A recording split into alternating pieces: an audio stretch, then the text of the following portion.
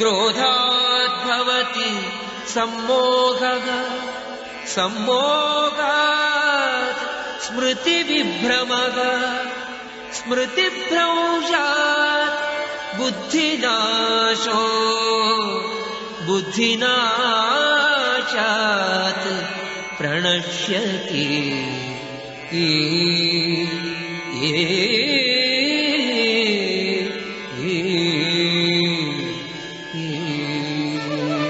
हरि ओम श्री गुरुभ्यो नमः हरि ओम Shrimad Bhagavad Gita chapter 2 sloka 63 based on Pujya Sri Bananjay Govindacharya's discourse. Gist of the sloka: with anger we will desire unwanted, with anger state of mind we will discharge established dharmas, with the state of forgotten path we will do unwanted actions, and finally this leads us to complete destruction.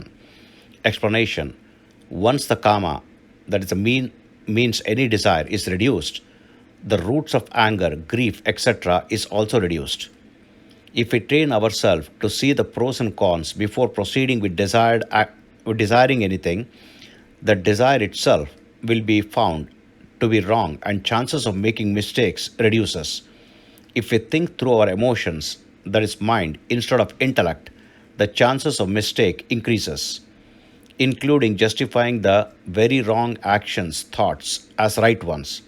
This results in thoughts about revenge, which is foolish, and finally soul heads into hell, complete destruction. Once the intellect is lost, then mind is almost dead.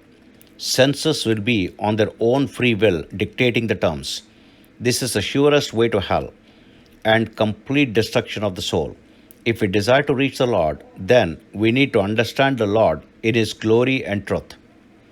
Seek His protection, surrender fully to Him, allowing Him to guide us along. If one constantly thinks about the Lord and the right path, soul will get elevated.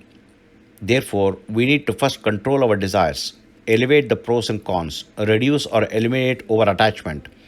It does not imply that one should not show any love and affection. Rather, show it, but understand that the over-attraction is not required for a seeker. To have a determined mind, but demanding that particular type or intensity of the result is excessive moha, that is attraction. One should have detached attachment, meaning have the senses of attachment, but not over-attachment with passion. This is the source of real happiness.